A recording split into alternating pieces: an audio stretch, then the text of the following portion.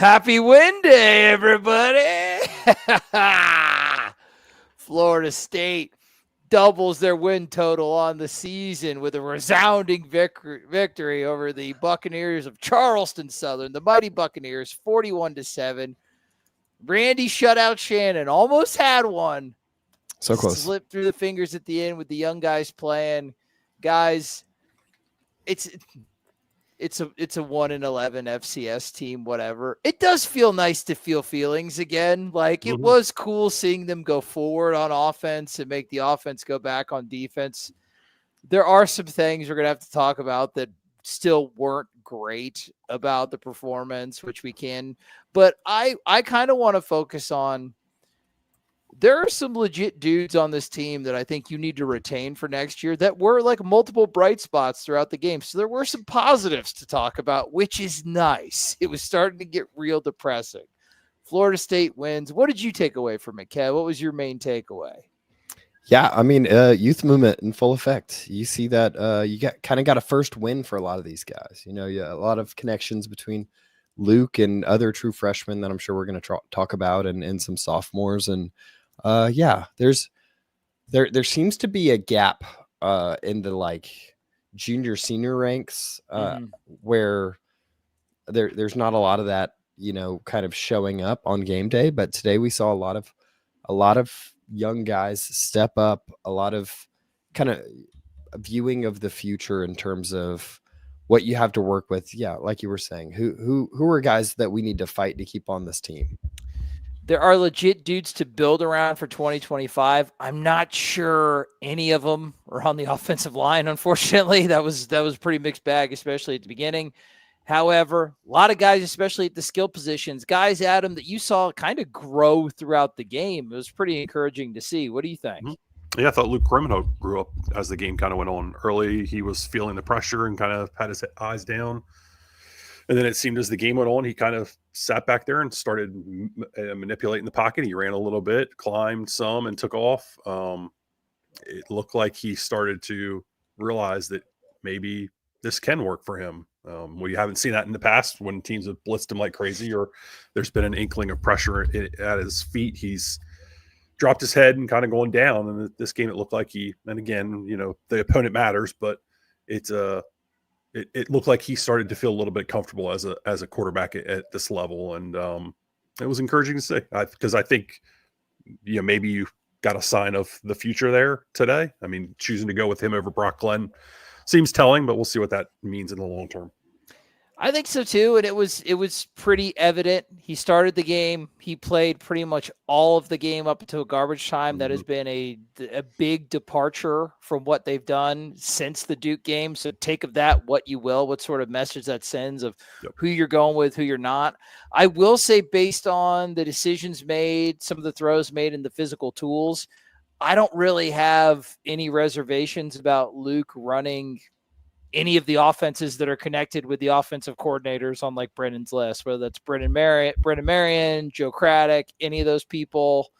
I don't really have a reservation. I know obviously kind of Brendan Marion's been the name that's connected the most with Florida State. Zach dropped something else this morning in the war room on that recruiting intel. Go to the website and read that.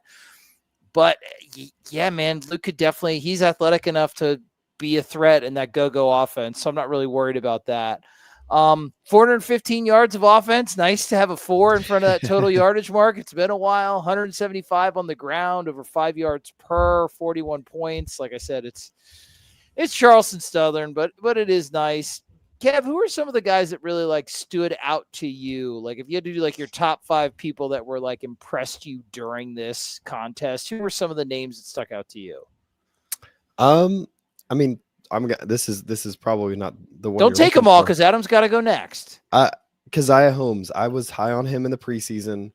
I thought he was a kid that could help you out. I think even when he's not running the ball, he's a good blocker. There were several plays when he was in there where he blocked downfield. He gave good effort. He did well.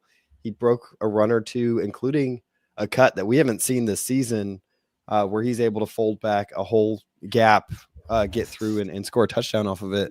Probably should have been playing a little bit more, right? You know what I mean? I think they overestimated what they had a little bit and didn't see kind of the weaknesses and some of the younger guys and things they had to work on. Where I think Keziah Holmes could have been a real stabilizing presence for you this season in the running back room, and I think they really kind of missed out on that. Good job on him today. He got his 3 carries for 38 yards and 2 touchdowns. Well deserved 2 touchdowns, and hats off to you, Keziah. I know he did a good job working on the field today, and has always been a pretty consistent blocker and runner whenever he gets a shot. So shout out to him today. Someone who was kind of surprising, we haven't got to see a lot of, was BJ Gibson. Yes. I thought he looked shifty. I thought he looked athletic. I thought he looked the part. So I know he got a punt return where he kind of just danced for about 5 seconds, but I'm excited to see what you got in him. And I'll take one more before I pass it on to so HP. Greedy. Go to ahead. AB. Go for it. I've got a laundry list. I like what you have in Mekhi Danzy as a receiving back. Honestly, as someone who could make a move to being more on the receiving end of the receiving back. I think nice he looks catch, really good. right? Yeah, he looks really good out there. Makes a nice catch. He's long. I mean, he's obviously fast. He was a track guy in high school, so that was kind of the second time he got open on a route like that, and he made a good catch. So those are the 3 that I want to shout out. AB, who you got? I thought Sean Murphy flashed a little bit at times throughout the game. Yeah. Was nice to see because I know there's been, there was a guy came over from Alabama, so you think that he's going to be a player for you, and then I think he's been dinged up throughout the season and just kind of battling his way up the depth chart. I thought he flashed a few times. Was physical. That was a knock on him through camp, but it looked like he was wanting to hit people today, which is encouraging. Trying to think of some of the younger guys. We didn't. Adam, to your point, he was number 2 on the team in tackles for loss today with 1.5. He was he was being very physical, like hitting the hole. Yeah. So yeah, that's a good shout out. Yeah, I mean, I continue to like what I see from Daniel Lyons as a piece in your interior for next year. KJ Sampson had some plays. KJ Kirkland's a guy that I continue to like and think is going to be an ascending player for you as you go along. I like the BJ Gibson one from Kev.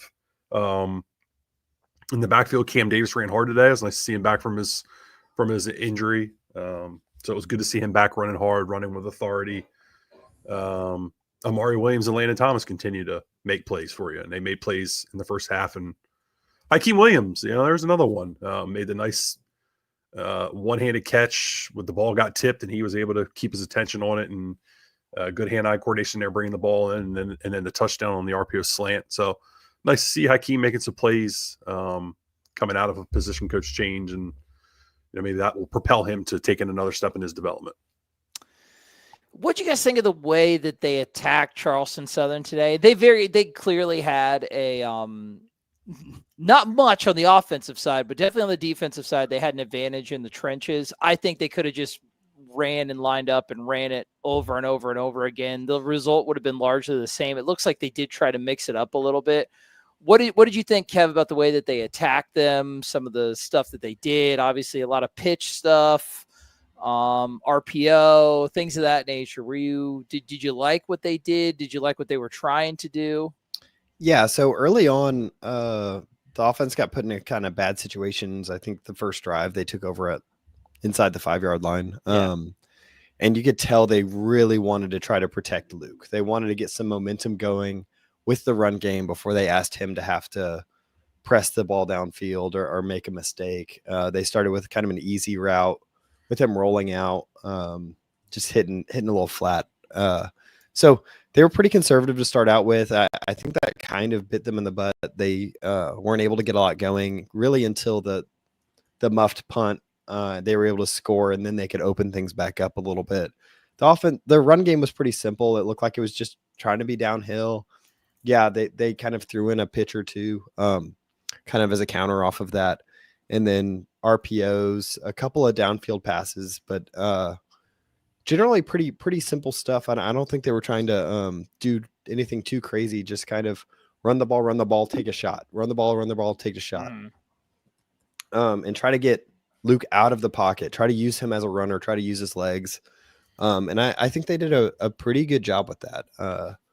Again, the offense looked similar to how it's looked all year, but this time you're able to get a little bit more push on the offensive line, and it made a world of difference for how effectively the offense was able to run. So, yeah. Adam, as a guy that's coached quarterbacks in your career as an instructor, what did you think of the way Luke played? You mentioned that he grew up during the game. What areas did you see about that? And I guess to kind of segue, we got to be realistic. He was under way too much pressure today from simple blitz concepts from Charleston Southern. That does not bode well for the next game of the season. However, start with the positive, then we can kind of be a little bit downery and talk about. I mean, I think I said earlier, I felt like Luke early, he was making good reads in the run game. They weren't really asking a lot of him, and when they were, it was very methodical. You had to sprint out. Kev pointed out that believe the first throw that Luke had of the game on third down was the sprint to the right, which was the first pass that Tate Rodemaker threw in his career at Florida State, but to the left. So that was curious and interesting. It was a pick when Tate threw it, by the way. Yeah, it was a pick six when Tate threw it. R.I.P. Tate. Yeah, but it felt like kind of as the game went on, I don't know if it was Mike Norvell got more comfortable with Luke Kromenhoek or Luke Kromenhoek got more comfortable with Mike Norvell's offense. But there was a point in time where it was just like, okay, take a deep breath and we're going to go now. And Luke seemed to settle in. Like I said, he stopped looking at the rush as much. He was stepping, manipulating the pocket with his feet or taking off and running when it was presented. The ball generally was going to decent places. The accuracy issues continue to plague this quarterback room. That's something they need to get figured out and worked out. But he was putting the ball in pretty good spots for the majority of the time. He was doing a good job of handling the pocket, not looking and staring at the rush. There were times where just guys coming free, and that's a problem, but that's not always a him problem. It's tough to say right now whether that was a him set and protection issue or the O-line set and protection issue. But I just thought he grew up today. I just really thought he found some comfort in it during the game, and that's important for him because he needs to find confidence going into next season. Tough runner, great athlete. Actually had the longest rush of the day. Luke Kromenhoek did 21 yards.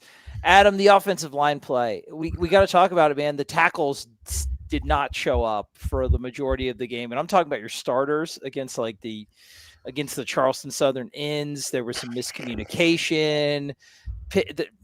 Blitz. Anytime, I still don't know why if I'm Charleston Southern, dude, you should have just blitzed. It was almost like it's like flip a coin 50-50. You're going to get a tackle for loss or a negative play. Just disappointing, right? Yeah, there were sometimes it looked like they were doing some overload stuff and you were sending everybody out. So you weren't leaving enough in to block them. And a couple times they got through with that. Looked like a few times there were some communication issues, just not knowing who to block, which is a problem. But it's been a problem all year, and it's not going to get resolved this season. No. It's not going to get resolved until something different happens, and we'll see what that looks like. But I thought they played good in the run game for the most part. They got pushed, but they got pushed against Charleston Southern. I don't know if that's a big thing to hang your hat on. But look. They went out and had success today. Like, man, I was just writing the article for the Instant, and it's like it's week 11, and they just won their second game. I'm happy that those guys look like they had some fun today and look like they were able to enjoy themselves and kind of appreciate what a victory feels like because it's been a long time for them since they've gotten one, and it's been a crappy year, and I'm just happy for them that they were able to get another victory under the belt. Some guys were able to go out on a high. They played a ton of young guys today. Yeah, they did. They did. And they played a ton of young guys and then kind of brought some old guys in later in the game. And it was like, oh, all right, so this is how we're doing it now. So I'm happy that some of the old guys got to feel a little bit of victory. Young guys got to get some good experience under their belt. The O-line's a problem. It's going to remain a problem until something changes there. And a lot of that's got to do with talent. Yeah, I agree with that. Shout out to an old guy who had fun. Ja'Kai Douglas, 71-yard touchdown. Yep. Great celebration. The dancing at the end, that's good stuff, man. He's a senior. I'm going to miss him. Yeah. He's just been dependable, dude. Just a dependable guy that you've always been able to count on during his 4 years here. He's a guy that came in during kind of the worst of it all. Not really highly regarded. People weren't talking about him. He came in as a true freshman. He balled out against Notre Dame. He gave you a shot. He was instrumental to the 4th and 14 against Miami. He unfortunately dealt with injuries the 2 most successful years he's been on campus. And he continues to be a reliable piece for you and has kind of fought this whole season. So shout out to him. I think he deserves it. He's a Nole through and through, and his timing with his injury luck and kind of when he's been available hasn't been great. He's been your best receiver in 2 of the worst seasons in Florida State history, but he's been there and he's been your best guy. So shout out to him through the adversity. So I'm glad to see he got a touchdown out of it.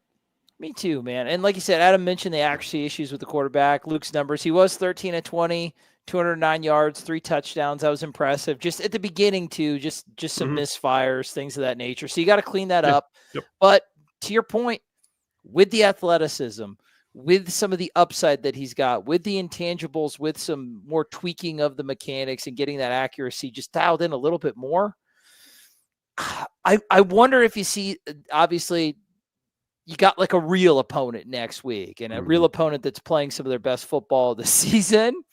So if Luke can kind of replicate a little bit of this success against next year, it's like, do you start to get the player personnel and Mike Norvell thinking and whoever the new OC is, it's like, okay, instead of maybe bringing my quarterback with me, instead of maybe going and finding a seasoned guy to the transfer portal, do we roll with this kid, Luke Kromenhoek, and take the assets, which would be substantial, to get a quarterback worth a damn in the transfer portal market? And do you immediately inject those into the offensive line? Because you got to have full turnover there. Because like Adam said, it is a talent issue. It makes you start to think, but this was a promising outcome. Next week is going to be way more of a test.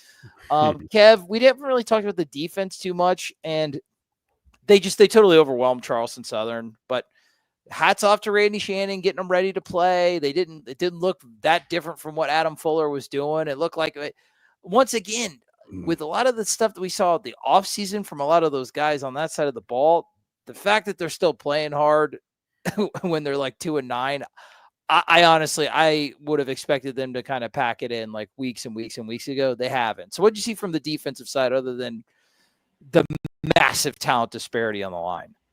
Yeah, generally the line won you that game. I think there's still some. I think you're still an easy scout. They were able to get some easy completions on, mainly just leaking the tight end out of the backfield or running them on out routes, because it's just man coverage on a linebacker, and that's just not really a matchup you want as a defense. So there are some holes there, and I expect Florida to probably have about 300 yards passing to their tight ends next Saturday. Give or take, yeah. So, I mean, that's just a thing. It's an easy scout. It's something that's there. But the secondary did a pretty good job blocking up. I'm blanking on the safety's name that was able to get the pick. Ashland Barker. Nice pick. Great athletic pick. Nice return. That was cool to see him. That was a good play for him. Yeah, it's one of those plays that FSU's dropped all season. So hats off to him actually coming up with it. I thought the secondary flew around for the most part. There were some flashes out of linebackers that we haven't really seen, and they did a good job. They stepped up. There were some easy completions to be had. I mean, their quarterback had a pretty good completion percentage on the day, but you do what you've done all year, which is kind of buckle down when you get backed up a little bit. He was 22 for 32, 218 yards. So, he had an okay day, but they didn't score many points. So you kind of accomplished your goal, and that's what it's supposed to look like. AZ Thomas, man, played with some nice physicality. I thought that was nice to see out of him. A guy his coverage skills have been in question. We have talked about like our secondary this year and the run fits. It's really been spotty at best. But no, it's one of those deals where still late leaking tight ends, crossing routes, eye candy. It's still like anytime this defense tries to mix it up by playing zone, somebody always finds the open spot. Like it's the same stuff what we've seen with Fuller's defense. We're going to see with Randy Shannon's defense. That just, I'm interested to just get some new eyes on both sides of the ball, and just it's time to inject some new ideas, some new voices, some new perspectives. It's time to deploy the talent it's time to infuse a whole lot of new talent, but it's time to deploy the talent that you already have in a more forward-thinking way, in my opinion. I don't really think there's anything too much else to talk about. We can we can bemoan the game next week, but the game next week is the game next week, guys. Just you doubled your win total on the season. It took 11 weeks. Have some beers, put on your frosty pajamas, just chill with the fam, enjoy it. Just enjoy it. It really is nice. Even I don't FCS, FGS, FCBBCS. I don't give a damn. It's nice to have a win. Mm-hmm. I've really appreciated the feeling. Anything else you guys want to add? Anything interesting going on in the chat that we should cover? I feel like 20 minutes on the Charleston Southern game is pretty good. I feel like we're pros. I was kind of frustrated by the schedule this year because at the beginning of the season, you have a whole new team. You're replacing a ton of guys, and there was no tune-up game. You're just playing all these like B+ ACC teams back to back to back. Mm-hmm. And it was kind of frustrating because you're like, this offense might have something, but usually you need a tune-up game with all these new pieces to kind of see what you're like under. Yeah, there was no Duquesne. Yeah, Right, Iowa's famous for having a bunch of like trash at the beginning of the year. Then they play Iowa State. Then they get onto their Big Ten schedule, which is an interesting schedule. You don't always need that, but it's nice to have it when you're kind of breaking in a new offense, and they just never had it. Maybe it's just telling. Maybe it's just telling of the season that you got your tune-up game now. You got to say, this is the start of a new season. This is the start of the next season. This is where we're going to grow from. This is our tune-up game for the future. And that's why you saw Luke Kromenhoek, who has things he needs to work on, who needs tuning up. But you got to see what the offense looked like against a live opponent. And, I mean, I don't think that's going to really pay off that much next Saturday, but hopefully it's something you can build on going forward. Absolutely. Reps where you're also not about to die immediately are good for your quarterback. We'll see how many of those we get next week, but next week is next week. That's 7 days away. Bask in it, drink it in, embrace the W. Can't wait for film review. Taste the W. Watching We're going to have a fun film review. We're going to drink it in, boys. For Kevin, for Adam Brown, for myself, Trey Rowland, we love you guys. Dubs up. Keep shopping. We love you. See you on Noles247.com. Stay frosty. Stay frosty.